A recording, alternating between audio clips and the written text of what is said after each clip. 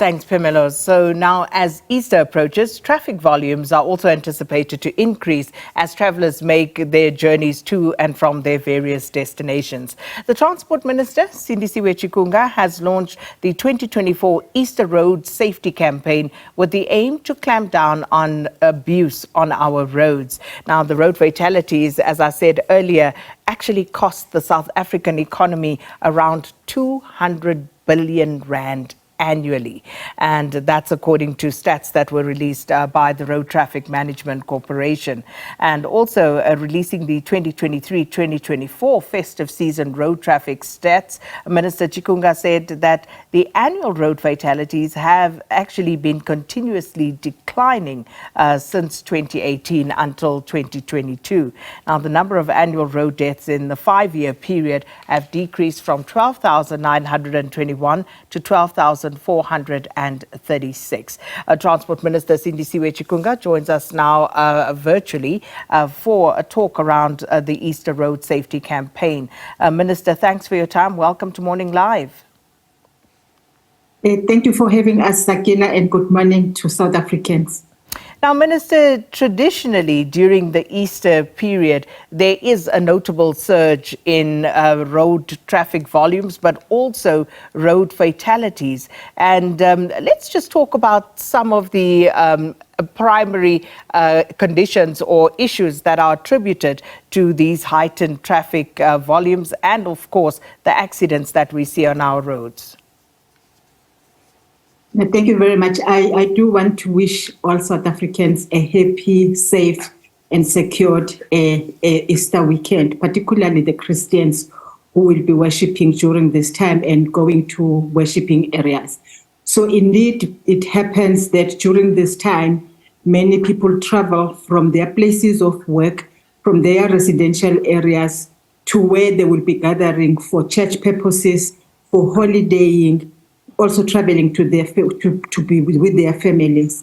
And because of this, then we also have to respond as the road in the traffic sector to ensure that our people are safe on the road. And that is why we are always appreciate to have such opportunities to remind our people, for instance, to remind the priests and pastors and those that will be traveling to churches that they have a responsibility to ensure that the buses that they will hire are roadworthy. Whatever transport that they will use, first it is roadworthy, because you're going to have quite a number of people in one bus traveling a long distance to a place of worship. And that cannot just be the only thing that they think of, but also it's about the bus itself. And I emphasize this point because just about 2 weeks ago, the RTMC actually did some inspection of some of the bus depots, and they found that 69% of those buses were unroadworthy. And we will be there on the road to ensure that those buses are not on the road.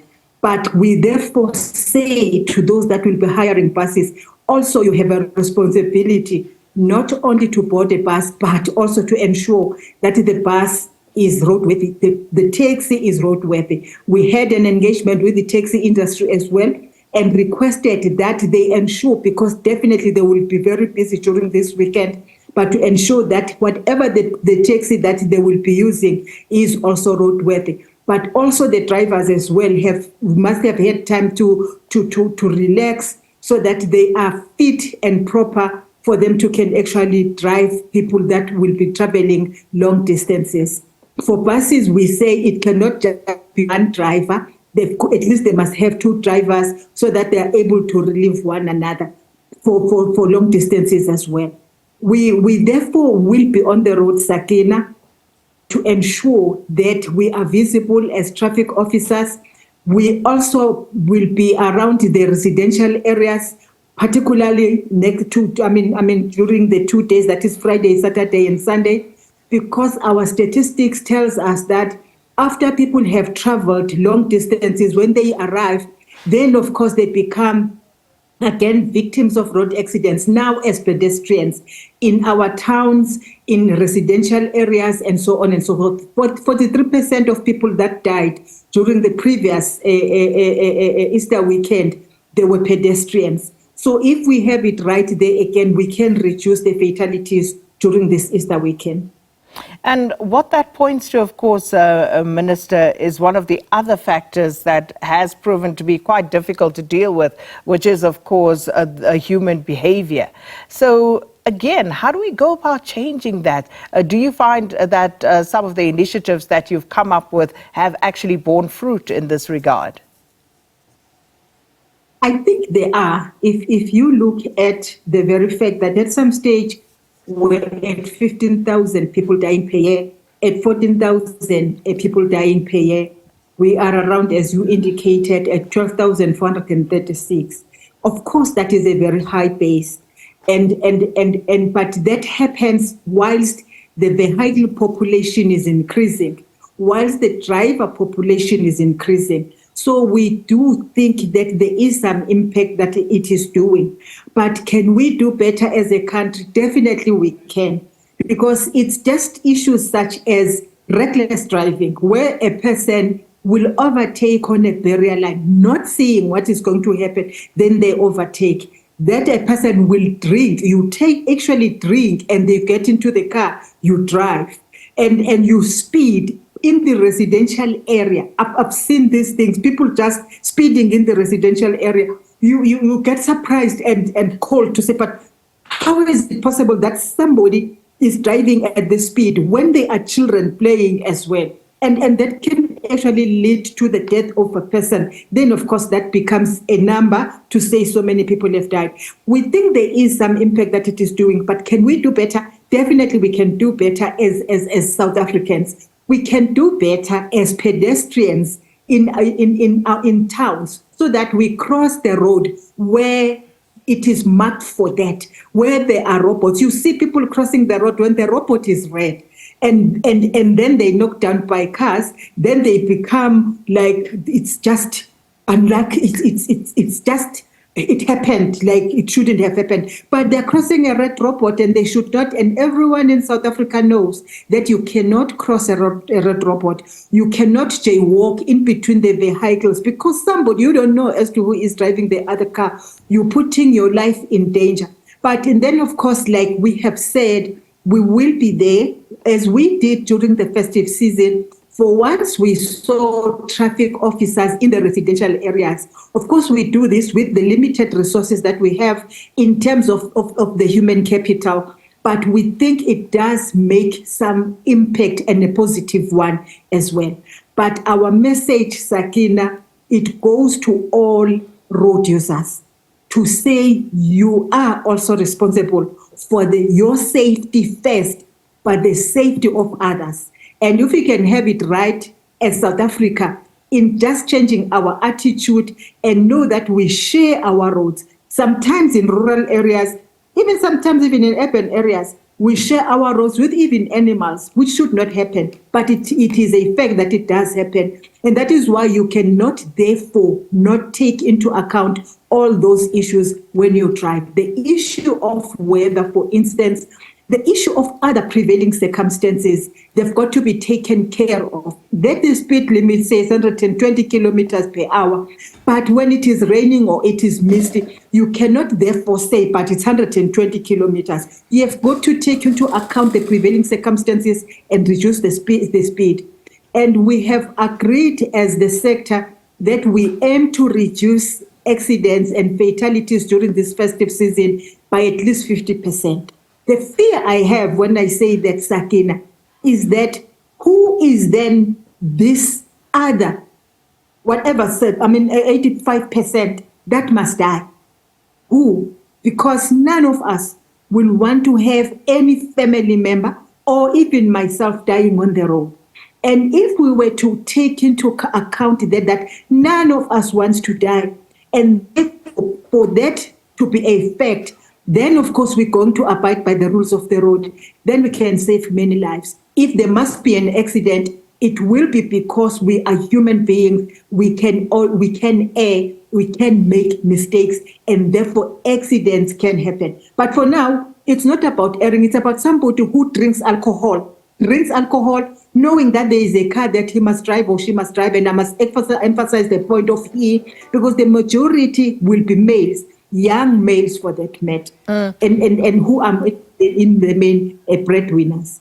Minister, speaking of that, that culture of impunity, be it driving under the influence of alcohol or all other manners of breaking the road traffic laws, surely that is also exacerbated by a lack of proper law enforcement. The poor prosecution of road traffic offences surely also leads to a situation where road users flout the law because they know and feel like they can get away with it.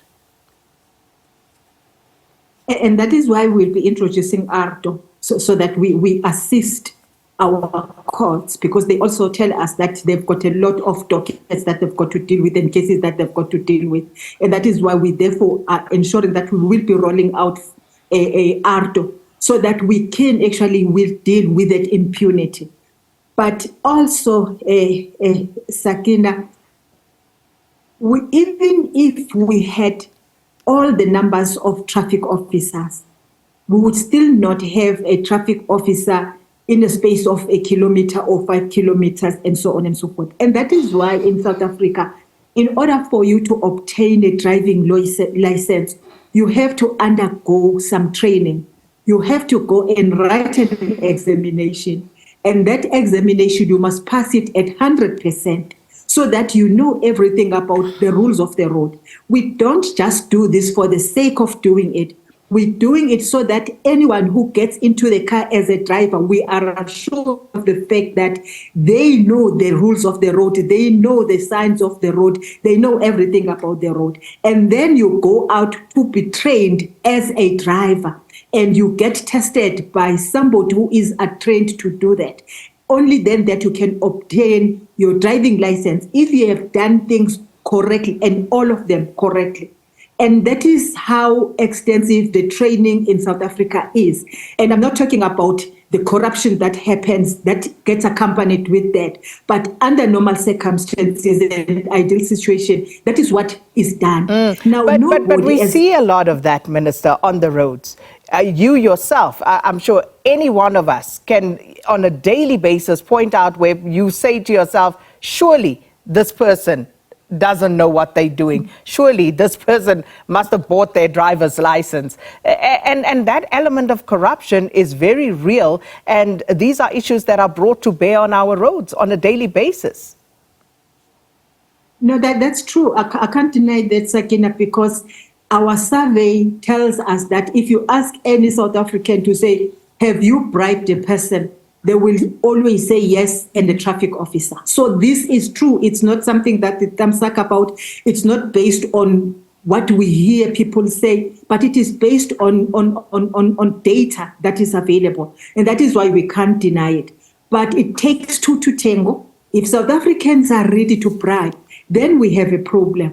If South Africans are ready to pay for to buy their driving licenses from a traffic officer who is corrupt, then that is a problem. But otherwise, we also have traffic officers that are doing their work correctly.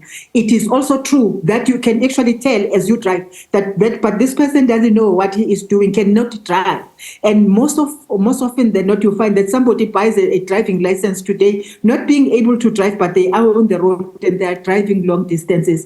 And we will be there to check, because it's possible to check and find out if a driving license is the authentic one, or it is a fake, or it is a bought driving license. You are able to trace up until you are able to actually come to the conclusion that, but this was not obtained properly. But it takes time, of course. But the point I'm making, Sakina, here is that under normal circumstances, our training for obtaining the driving license is very rigorous. It should actually lead to people that are able to drive. I always say, Saki, go to the continent that I belong to, the African continent. You have some countries that hardly have the road infrastructure, where your animal cart, the pedestrian, the unroadworthy vehicle to the extreme, the truck that is unroadworthy, the bus that is unroadworthy, they share the road. and you sit and watch, you say, if this was in South Africa, already would have had about 50 accidents. But you don't see. You just don't see any accident happening. And you wonder, there's no road sign, nothing. But there are no accidents. And you wonder as to why in South Africa, yes, we have got problems. Yes, we have got potholes on our roads. But if you compare, we're far ahead of many of our sister countries. But why so many accidents? Why so many people are dying? Why is that not actually making us to refrain from doing the things that lead to nothing but death, that lead to people's lives being changed overnight because suddenly this person has sustained head injuries and became dead? Yeah.